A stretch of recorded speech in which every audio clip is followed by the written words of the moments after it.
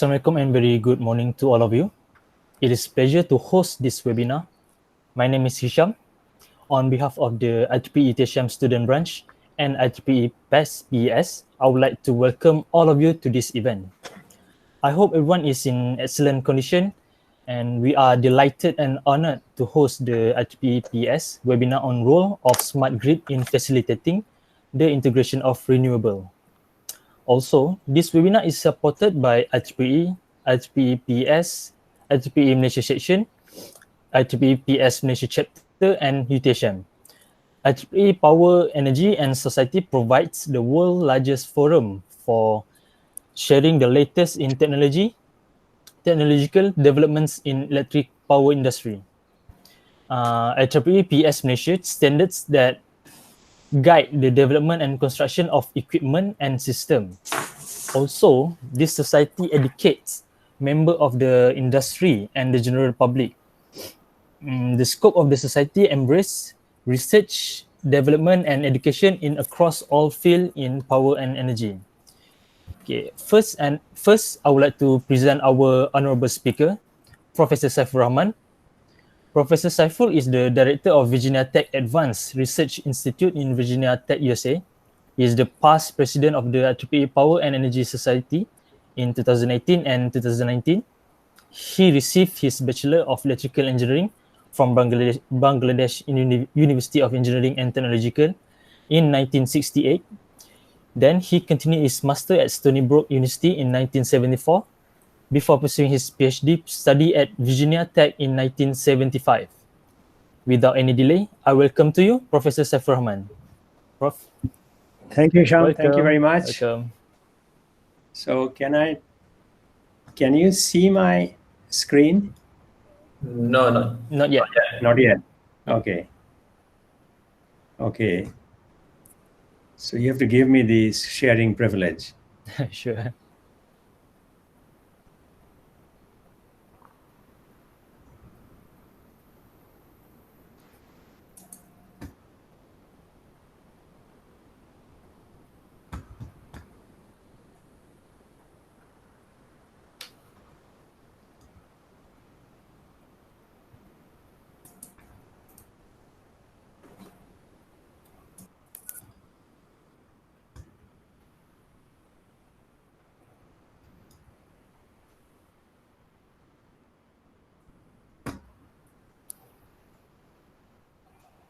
I don't know why it's doing this.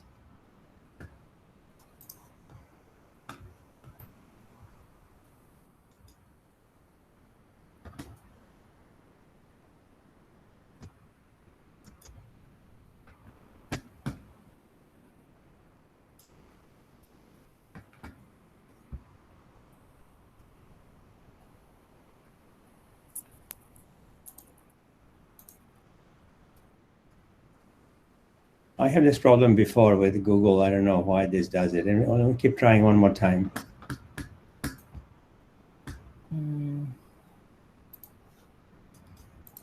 One second. Malaysia. PTX. Okay. All right, now it should work.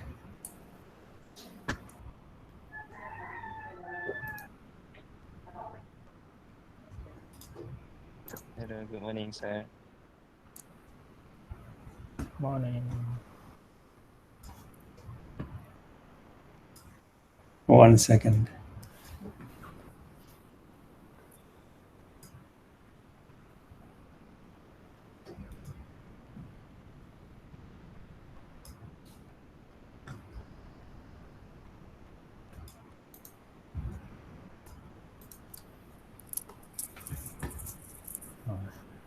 It should come now. Yes, we can see the slide. Do you see the entire full screen now? Yeah, the entire full Full screen. screen? Okay. Okay. Excellent. So we can move on, right? Get Yeah, started? You Okay. may start it. All right. Well, good morning, everybody. Assalamu alaikum. Salam. Good morning. So as you said, we are focusing on role of smart grid in facilitating the grid integration. two key items here.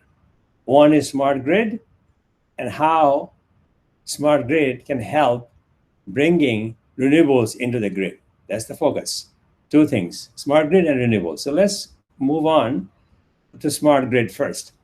Question is, what is a smart grid? When engineers, we like definitions. So smart grid is a concept, it's not final. You can never get the whole thing. You can try to get to the ultimate goal, but you may not reach there because goal keeps on shifting. So smart grid is a concept with many elements where monitoring and control of each element, many elements, in the chain of generation, transmission, distribution, and end use, four things: generation, transmission, distribution, end use. All together, the ultimate goal is efficient delivery of electricity. That's the ultimate goal. That's the smart grid definition. Now, this is the power grid. We call it the modern power grid. If you are focusing on the grid part alone, that grid is already quite smart, because it has PMU, fax device. Virginia Tech invented PMU, in fact, many years ago. Already smart. So what is the problem? Problem is the rest of the network, distribution, local delivery is not very smart. That is where we will be focusing. Keep that in mind. Now, what is the motivation behind a smart grid? Why do we need a smart grid? Well, why? Because we need to make or want to make the grid smarter, safer, reliable, and more cost effective. Keep in mind, we said cost effective. I didn't say cheap. Okay? So smart, safe, reliable, so that it is more cost effective by using advanced sensors, communication technologies, and distributed computing. So sensors, comm technologies, and local computing, all that will go on in a smart grid. Okay, now, what is the difference between a smart grid and a normal grid? Look at this picture. This is my way of explaining the difference between smart grid and normal grid. On this screen, you have on the left-hand side a normal phone, the black telephone. If you're not old enough, most of you are not. I grew up with this phone. Cost about $12 in the US today, or not today, when it was still available. That's fine. Phone is a phone, right? You pick up the phone, make a phone call, you're done. If that's what you want, then you stay with the whole grid. On the other side of the screen, on the right-hand side, I have a smartphone. It's also a phone. That means it can be used for talking, but it can do mail, it can do internet, it can do music, it can do social media, Facebook, Twitter, LinkedIn, equations, clock, spreadsheet, all of that can happen. Instagram, all that, camera, all that happens. There's a difference. So my point is, a phone is a phone. If you want the phone to do other things for you, you call it a smartphone and spend more money. In fact, the phone on the left-hand side costs maybe no more than $15 US, 15. If you want to buy today, an iPhone 11 in the US cost about $1,200. It's 80 times more expensive, 15 and 100, 1,200. Still, why do people buy this advanced smartphone? Because it can do more things for you. That's the difference. Smart grid is not cheap, but it can do more things for you. We'll talk about what things it can do. Let's talk about what then are the building blocks of the smart grid. What forms the smart grid? Well, before I go there, I have to ask, where does the smart grid start and where does the smart grid end? The smart grid starts at the power station. That's where the source is. Transmission line, long distance, local distribution substation, transformers, local buildings, homes, businesses, and finally your end use, like a refrigerator. So I say that A smart grid starts at the generator and ends at the refrigerator. That's how I define it. Okay. Now then, what are the building blocks of the smart grid? Building blocks. Well, you need technology to make a grid smart, of course. This thing exists. We have advanced metering, we have smart meters, we have digital substation. All of those technologies exist today for smart grid. Fine. Then, in order for you to make grid smart, you must have access to technology from many different vendors. Otherwise, price is too high. If multiple vendors are building smart grid components like the smart meter, then they have to follow some standard so that anybody can use that smart meter from company X as an interoperable device. Interoperable means it interacts with the network regardless of who the vendor is. There are standards. Standards are pretty much done in the globally speaking for technology applications. It's not a problem. Next is rates and regulations. Well, why is smart grid useful? If you have differential pricing for peak load and off-peak load. In the US and some states like California and so on, during peak hours like 1 p.m. to 7, 8 p.m., electricity is very expensive or more expensive. That means there is, if you know that information, that when is electricity more expensive, you will get away from it by taking some action, which will be smart grid related. I'll talk about that as we go forward. So rates and regulations are driving force behind a large scale use of smart grids. Finally, at the bottom of the screen, I have consumer awareness and education, meaning if the public, you know it because you are a faculty member, you're an engineer, fine, but your neighbor could be a doctor or a banker or a lawyer. So they may not know what smart grid is, but they have to pay for it, right? Because the smart grid is expensive, everybody pays for it. So if they see no benefit from smart grid, they will not be willing to pay for it. So we have to be watching that situation. So that is important, consumer awareness and education. Okay, now let's see how the smart grid has evolved over time. If you focus your attention to the upper third of this page here, you'll see we have what I call before smart grid. Standard power station, step-up transformer, long-distance transmission line, step-down transformer, comes to your neighborhood, feeder, circuit in your home. That's going on for many, many years. The lower 2/3 of this picture is after smart grid. It does two things differently. It allows two-way power flow and telecommunication internet interaction. This picture shows solar PV, battery storage, wind turbines, electric vehicles, and the like. That's the new part. So the way I understand this, I'm showing here that a smart grid is a set of intelligent interconnected microgrids. Microgrid means it's a small grid which has typically enough capacity to serve the load, if not 100%, most of it. If you see these blocks I have, these are microgrids, 1, 2, 3, 4 blocks in this case. The top 2 blocks have solar homes, rooftop solar with PV. You got in the middle of the box, you get a data transmitter or data box, which keeps track of all the transactions among homes, fine. The one in the middle is a bigger microgrid, has a distributed architecture. It has wind resource. On the lower right-hand side, it is receiving power from the bulk power plant, running fine. And the one at the bottom has factories, buildings, all that kind of stuff. So these are the intelligent, interconnected microgrids, which makes the grid smarter. Let's see. So that means we have to merge power flow with information flow so that we can have what you see here on the screen, integrated communications. Let's see, this is our power infrastructure as you know it for the last 100 years.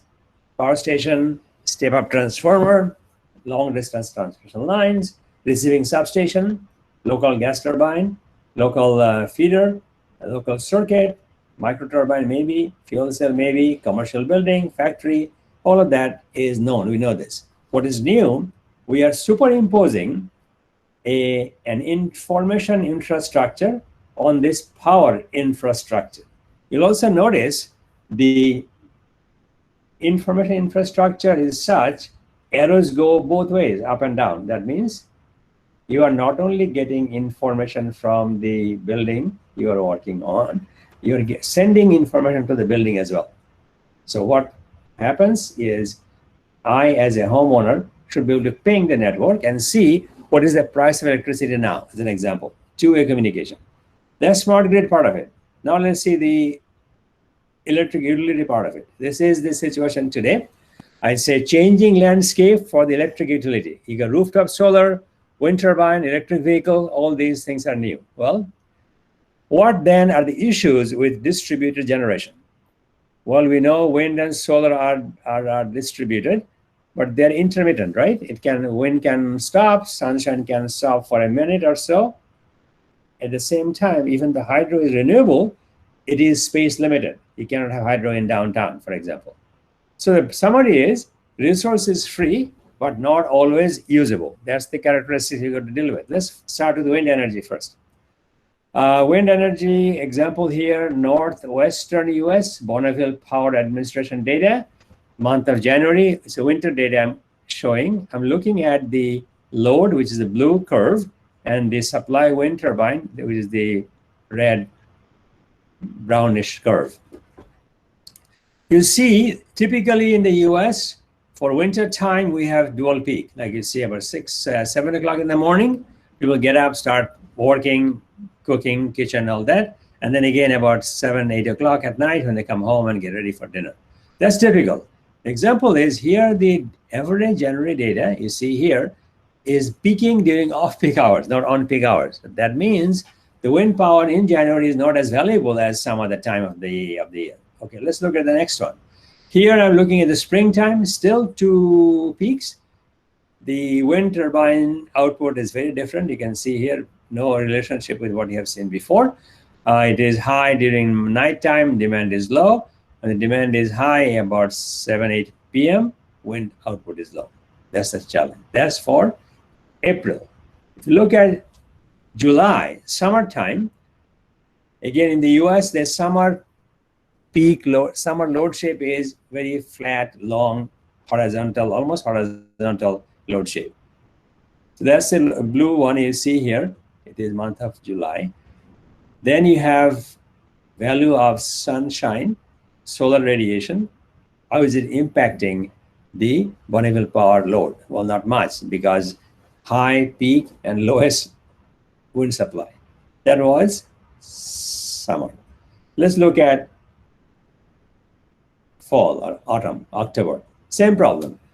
Yes, it is better now because I get a lot of wind in the early morning hours, midday, and so on, which is good, catches the peak. But after, let's say, about 7 o'clock, even though my peak is coming, wind is going down. Those are the challenges we have to deal with. More challenges looking here. We have a data here for real data now for a 200, well, in this case, it's a 400 or so megawatt wind turbine array. And what's happening, it was doing fine about 120 megawatt till 1 midnight to about 6 o'clock. Then the wind speed dropped suddenly, 43.7 megawatt in 1 minute. That's hard to manage. That's one example. The second example is even more drastic drop. It was pretty flat for a long time from 0 midnight to about 6 a.m. Then it fell by 113 megawatts in 10 minutes. That means your frequency distribution will be difficult to manage. Well, that's one example. Second example is same again, Texas again, different month, 1 and 2 January. You see is data coming from a 4,541 megawatt wind farm. So about midnight or 1 o'clock, we got 2,200 megawatt wind output. It continues to drop, drops as low as 50 megawatts. pick up some, maybe settle at 500-600 megawatt for the day. Next day, about under 500 for most of the day, then picks up. You could say, well, this is the case, I will use storage battery to make up the difference. You can, but battery is expensive. Other reason is the following. If you bought the battery, you would not be able to use it on the second, third, and fourth of the month because the wind was pretty good. So battery has no use for it. That's the problem of giving too much backup supply because they may not be used. Okay, that was the wind part. Let's look at the solar part. This is my building at Virginia Tech, where I put rooftop solar, small system, over 6.5 kilowatts. That's fine to see the shape. That's working very well. Sunny day now. Now, this is also a sunny day, but because of the snow the night before, the panels are covered with snow. That means I have no output, it's zero output. That doesn't help. We normally do not go to the roof and clear the snow. We just don't. Snow will melt with rain and temperature rise, so we wait for that. Point is, it is available abundantly, the solar, but depending on the weather conditions, you may or may not get useful power output from it. Now let's look at another picture. 7-day solar output for a week, which is pretty clear, I mean. Every day about 6 kilowatt or so, that's fine, that's output. Now you have another week where the solar output was intermittent. Day 1, Monday, Tuesday, low, Wednesday, a little bit high, Thursday goes back again, weekends are fine. This is typical operation. Let's look at a daily PV output. This is daily, it's pretty sunny day, but you can see these stripes. That means the cloud has been moving in and out frequently. Deal with it. Well, next one is PV output, daily recording for a not so good day. Okay, this is the challenge. How we solve this? Well, we get 3 options here. First of all, it could be done by battery storage, as I said already.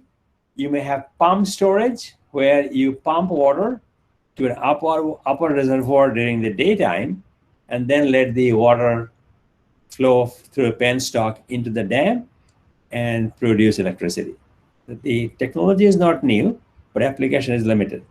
Then on the right-hand side, I have compressed air energy storage, where excess electricity, when you don't need it, is dumped into the underground reservoir, which is a salt tank in most of the cases. And when your demand is high, you release that compressed air, and you will get energy out of it. As many of you know, for a gas turbine, it needs compressed air to start the combustion. So rather than compressing the air at the substation, you're compressing somewhere else, putting in the right place and use it properly. That's the difference between the 3 technologies. Well, the new thing called demand response. Demand response is a customer action to control load to meet certain target. Keep that in mind, meet certain target. On the other hand, demand side management, the second half of this page, where the load is controlled by the electric utility and customer has no say once you agree to sell your 1 day per week to the power company to control your load. What happens in that case? They will turn your air conditioner off in return for giving you a few dollars every month. I didn't accept it because it's too cumbersome. So if somebody is not home, maybe they can use it. This is the demand response part. Why I talk about this? As you have seen in these pictures, for example, a lot of oscillations. We cannot manage it very easily, even with storage. So what we do, we look at this and look at simultaneously the load for the homes this system is supporting, and you go to those sources and tell them that if you allow your load to vary slightly, you can avoid this fluctuation and build a system which is more demand driven. Now look at this. This is the change of paradigm. Historically, we said demand driven supply. That means demand is independent variable. You make load forecasts 1 year, 5 year, 10 years. And based on that forecast, you build power stations. That's called demand driven supply. Supply is dependent variable. Now things have flipped. We call it supply-driven demand because supply comes first. We don't look at demand. So what is the supply? What is the source? And is it giving you enough return? So what's happening because of the variability in the renewable sources, especially wind and hydro, we will have, I guess, technology to forecast their output and see how it matches with the local engineer output. So this is the benefit of smart grid. Let's look at, we said, we have now what I call a smart grid ecosystem. It has smart city or smart building, smart campus, smart city, smart grid, all of that. So smart grid is a bi-directional flow of energy from customer to power company or customer to customer. Then you got smart city, smart campus, all that. Smart building is the building block, in my judgment, of a smart grid ecosystem, because smart grid can do many things for you and then let this system take over. Picture on the right, on the next picture, there you'll see right here. This picture is a picture for a smart building. What makes a building smart? Well, what do you need in a building? You need to monitor and control heating, air conditioning, ventilation, HVAC, lighting, water supply, sensor networks, security camera, and fire emergency. All of these things are needed in a smart building. So we'll focus on that. In addition to that, like you saw here, we are not happy with the smart building alone. We need a smart campus, then a smart city, and so on. So what will happen, this is smart building, it has to work with other buildings in the network, in the system. Well, let's look at your campus. In many buildings, if one building has late afternoon classes, we need more electricity, especially the hot summer day. And the building nearby may not have any classes left, so they will supply the extra power from that low usage building to high usage building. Again, issue is cost. We'll be running load flow in the background, but that's not my objective. Okay, so how then we will deal with this situation here? We have two kinds of load control, smart load control and not so smart load control. What do I mean by not so smart load control? Well, the example I gave you before, demand side management. The power company turns off my air conditioner. That's not very smart. What I would do, in lieu of power company changing my schedule, turning my AC off, I'll tell them, what do you want me to do? They say, okay, you save 5 kilowatts during peak hour time, so we can give you some incentive. I can get that 5 kilowatt number. I have home energy management system. I look at what is happening in the house. You got air conditioner, water heater, clothes dryer, cooking, electric vehicle, all of that going on. I can do some analytics and decide I can turn the AC off for a few minutes, don't charge the car right away, start the cooking later on, because you will get some financial benefit. So again, all of that cannot be done with load control alone. We need some storage. The benefit is the some storage will give us a lot of benefit that is not possible otherwise. This is important. Also, you can talk about renewable generation control with the smart inverter. So this is the technical part of my talk. Let's look at now the bigger picture. As you have heard, I'm running for IEEE president, but I want to be more useful to the community. Why is that important? Look at the picture here, COVID-19. We know this is risky business.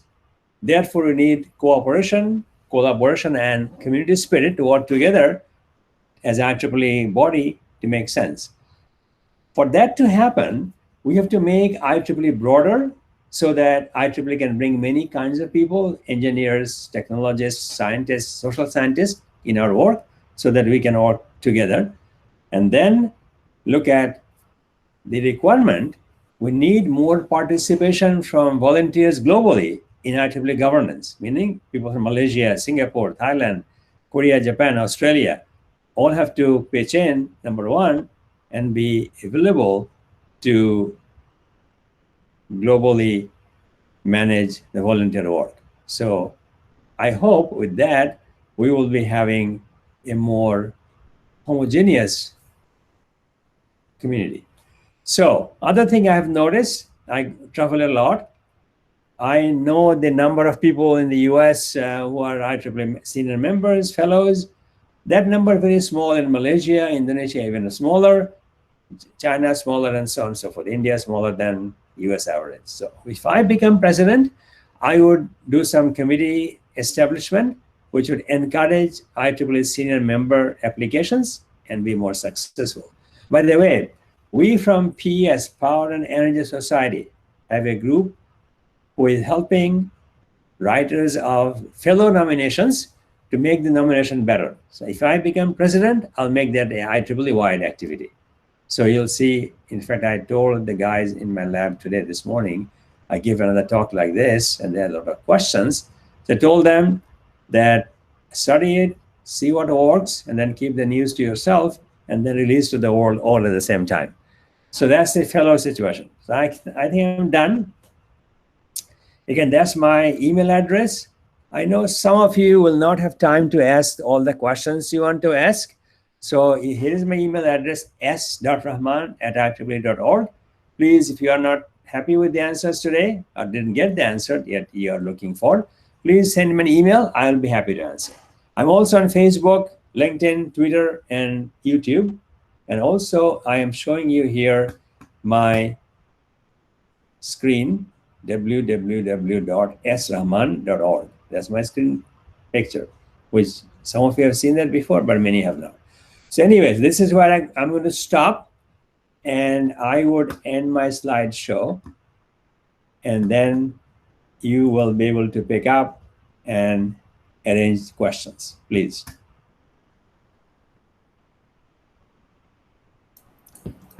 Okay, Hisham. Okay. Thank you, Prof, for the speech. It was a good input from Prof. Saifur Rahman.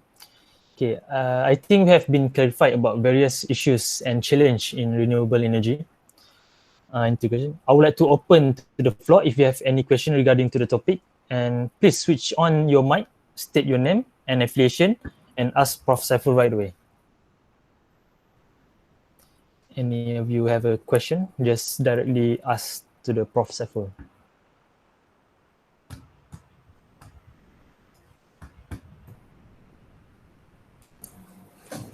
Okay, I think let me start with the question. My name is Muhammad Aifa from UTHM.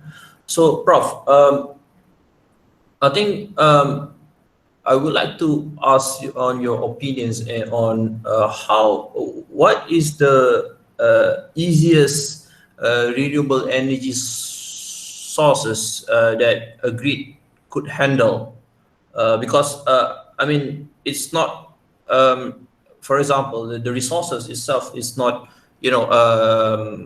available in every country. For example, wind is not very suitable in Malaysia, but we have so many solar source, right? So, but yeah, I mean, like from the experience with the renewable energy integration in the world, so. What is the easiest renewable energy source to manage, to be integrated to the old grid? Okay, today solar is the easiest, solar photovoltaics, because it is modular, unlike wind turbine, for example, number one. People have this concept. They say, well, what happens if the wind stops suddenly? We have a lot of wind farms. They're not all in one location. There are many locations. It's never possible that all locations will lose wind power at the same time. It's not going to happen, number one.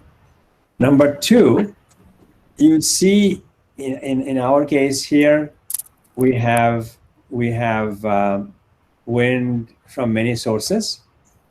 Solar PV, you saw the picture, I mean, the curve I showed you, solar PV, which showed how you can see things changing. So answer to your question is solar is the most simplest and less variability than wind, for example. Hydro is a more stable, but you cannot build hydro everywhere. That's the difference. Hope that answers your question. Yes, that's a very good. Yeah. Thank you. Next question. Prof, I'm I'm Go Hui Huang from China. Yeah, I have a question. Is regarding because now China invests heavily on energy storage technologies, so including pump storage, batteries, superconductors. So, what will be the future energy storage trend since China has actually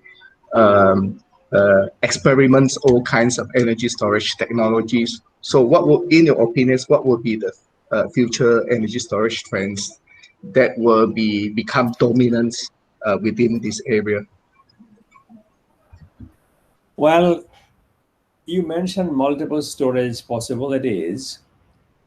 I showed battery storage, pump storage, compressed air energy storage, many storage types, and each of them are very unique. For example, battery storage is chemical storage. It can change from charging, discharging, and back very quickly, matter of seconds. Flip from charging to discharging. You cannot do that in pump storage. Pump storage is pumping. All these big tubes are full of water going uphill. You cannot suddenly go send them back down. Typically, the cycle for pump storage is day-night. Nighttime pumping, daytime generation, typically. Compressed air energy storage, similar thing. You compress for a few hours, then release. So what will be the future? First of all, pump storage has been in the US for at least 30, 40 years. The largest pump storage hydro in the world is in Virginia, largest in the world, in Virginia. 2,700 megawatts. China building some pump storage now. With electric vehicle coming to the market, the battery research has been very aggressive. As a result, the size has come down, cost has come down for storage batteries, mainly lithium-ion batteries. So I expect that 10 years from now, you would not get too many pump storage because pump storage needs a lot of land, which is not always available. You'll see a lot of batteries, and you'll see compressed air, and you'll see different kinds of batteries, like flow battery, for example. One more thing I have not talked about, I should mention it here, hydrogen. If you have cheap solar power or wind power, use that to make hydrogen either by electrolysis or steam deformation, like natural gas, heat with high temperature steam, it breaks up, CH4 becomes H2 and CO2. That's possible. So those are the possibilities. I think hydrogen storage will be a big factor 10 years from now. That's what you want to know. Thank you. Okay, thank you, Prof.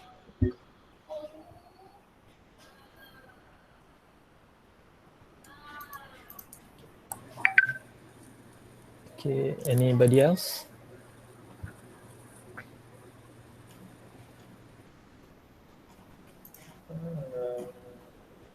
Assalamualaikum, Prof. Waalaikumsalam. So my name is Saifur Islam from UTHM. So actually, I would like to ask what's the challenges of implementing the smart grid, say in the developing country like Bangladesh, Nepal, the Bhutan, and in your opinion? Challenge is cost. It takes a lot of money to build a fully functioning smart grid. In many countries, you mentioned India, China even, they're using smart meters to start with and do some meter reading remotely and end of the feeder voltage control. That has some value.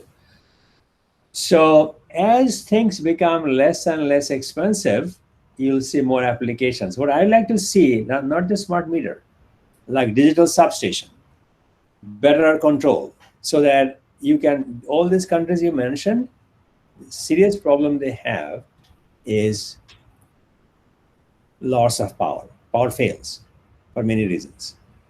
So that affects industry, affects business, affects everybody else. So I think those countries getting into the smart grid business now should focus on making their distribution system more robust, more reliable. Then people have confidence in the system and use more electricity. So the answer is distribution system hardening and make it more robust. Thank you. Thank you, Prof, for your nice answer. Okay. Last, anybody? Okay, Prof, my name is Muhammad Zulfikri bin Wardi. I am from UTHM.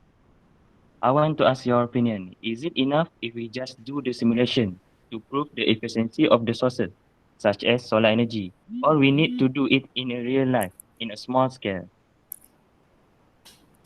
Well, that's why I showed you the microgrid example. That's what I believe. So microgrid, a city may have many microgrids.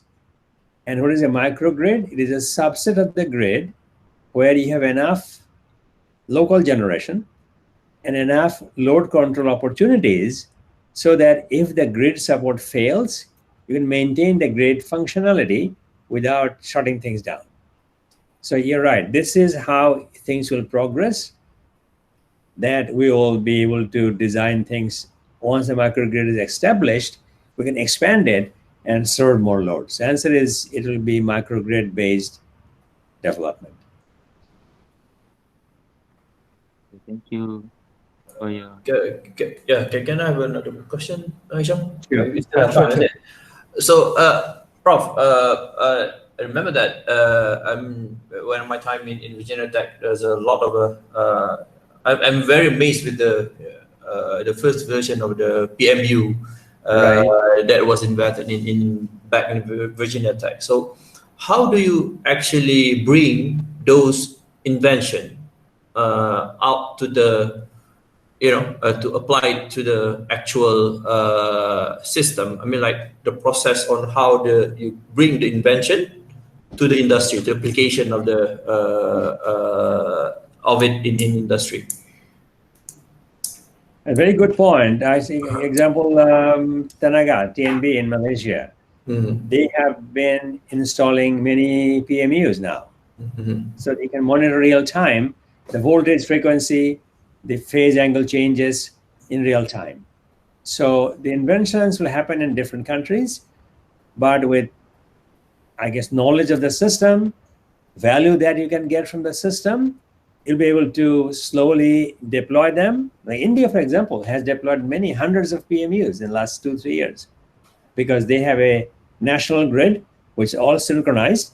They need to know the status of the choke points, transmission network, in real time. So another thing is that you have done very well, you come to a conference, come to other countries, see how things are done, go back to your company or university and share that experience so that people are not afraid to do new things. That's the biggest challenge. They're afraid to do new things. Okay. Good. Thank you, Prof, for the enlightenment. Maybe once more. Prof, I'm Go Hui Huang from China. I would like to ask you a question. So just now you mentioned about PMU, but from what my observations, I think now people actually tends to invest heavily on micro PMU, which emphasize on distribution system rather than transmissions, because I think it will bring more benefits. Especially dealing with big data and then looking at the Faso angle and this kind of thing to actually identify the distribution problems. So what do you think, Prof? How about the micro PMU as compared to the traditional PMU? Again, cost issue and the benefit issue. That's why I showed you the example of a smartphone and the normal phone. You have to find the value first. Forget the cost part. Value first, meaning if I deploy a smart grid, how would my network behave? Do I get lesser outages? Do I have better power quality? Do I have better integration of solar into the system? If those answers are yes, then you can invest microgrid application, micro PME application.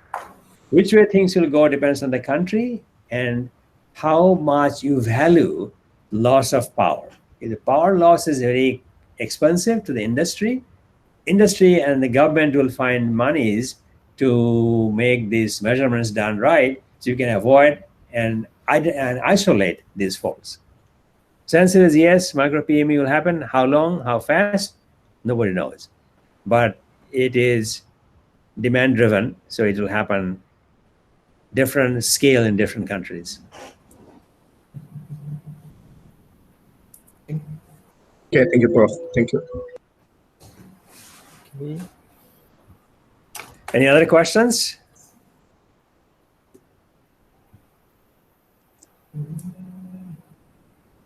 I don't think so. Assalamualaikum.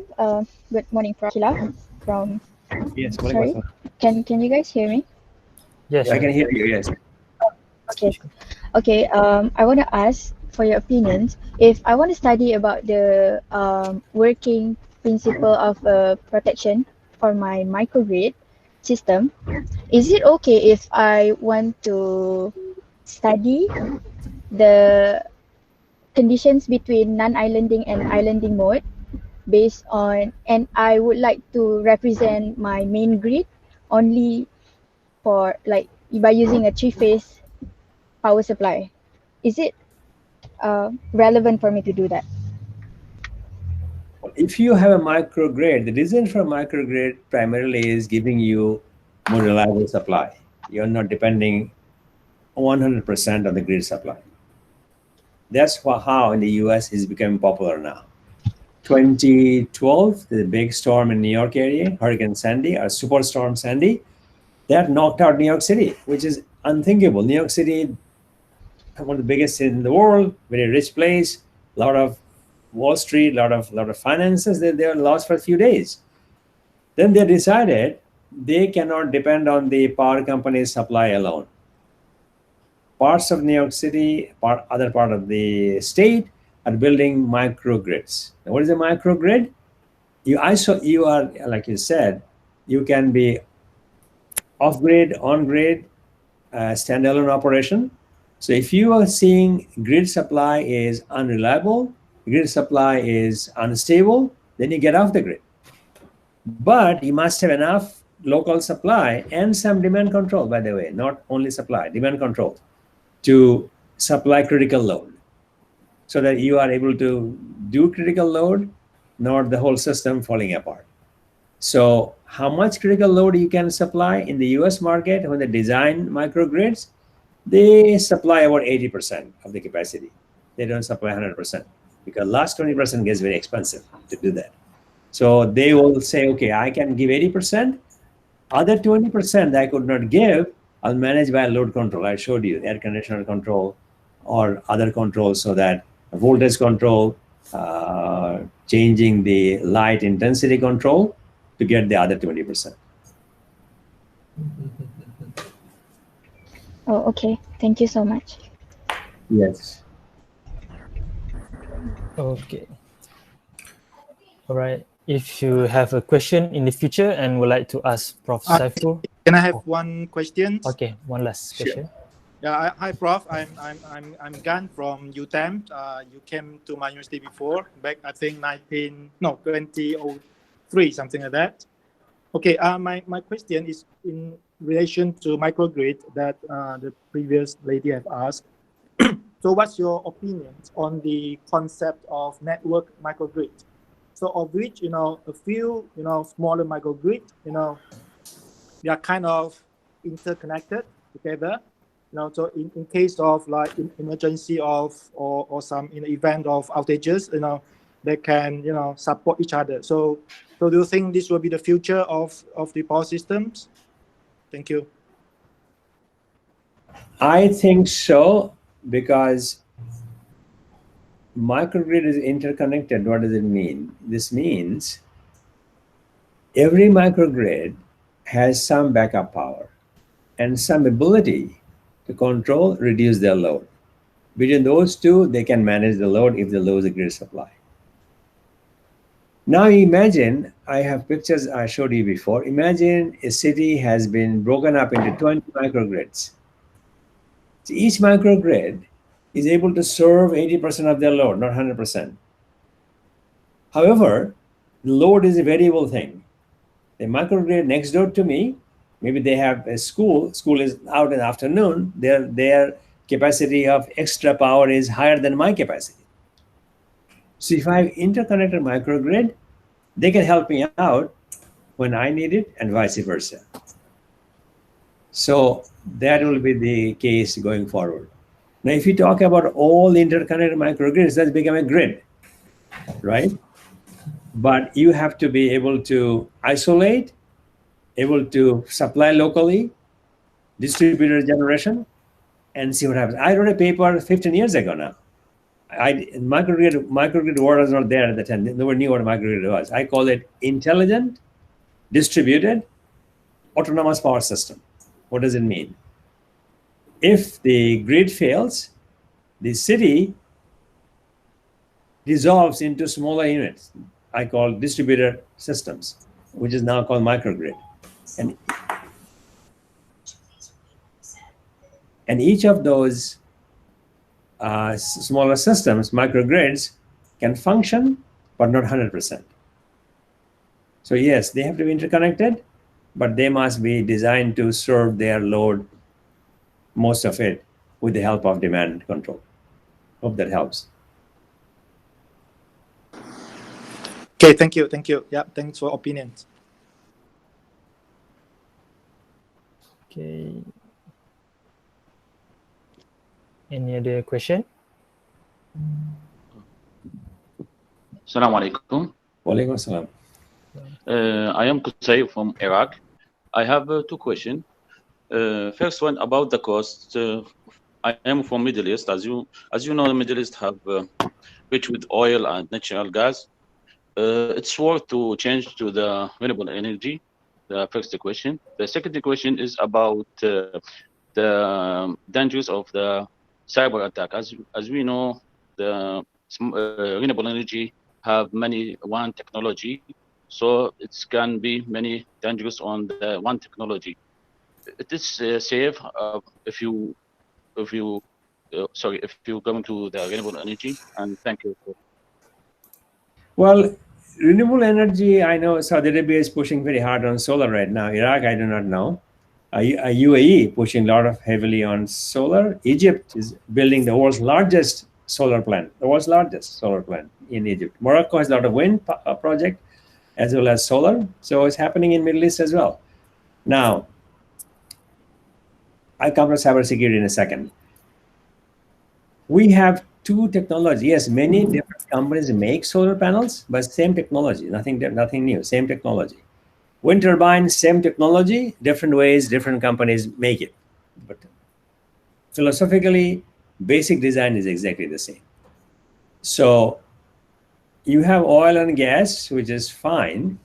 You burn oil and gas, and you create carbon dioxide, which is global warming gas, which are the problem that we are facing today. That is why China has gone very aggressively on wind and solar. Saudi Arabia is doing a lot of solar for that reason. So I wouldn't worry about the technological know-how difference. It's fine. Cybersecurity comes into play when you have remote control, remotely managing systems. Somebody can take over. And there's no clear solution. I mean, there's a solution, but there's no guarantee it will not happen. So you have to harden your network so that if somebody takes over the system, they cannot do much damage because system will be then, in that case, broken up into smaller pieces, like microgrids broken up. So one command cannot control everybody to do this. That's my best solution. That break up the system, smaller pieces, go microgrid, and microgrid by definition can meet the critical load anyway, so you are safe. You're not totally in the dark as a result. Okay, thank you, Doctor.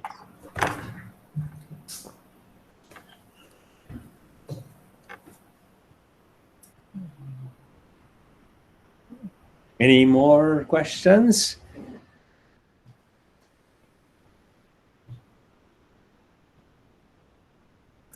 We still have 5 minutes more left. So if you have any more questions, please ask away. This is a very good opportunity, to ask such a experienced guy in power system. Brought him here to share his knowledge with us here in Malaysia. So please ask if you're a student, if you have doubts in your research that needs some clarification, you can ask him now. He may have ideas on how to shed some lights on your research. Okay, Prof. Saifur, I have my last question is regarding, okay, just now, as mentioned by Dr. Gan from UTHM, is related to the networks microgrids, whereby we can have several microgrids actually sharings, or maybe we can actually allocate the power lagging in certain microgrids, then we can actually transfer the power from the other microgrid to actually substitute for that. So, but now actually in China, we are working on these research topics also. But the problem now is actually in terms of sharings of informations amongst different microgrids.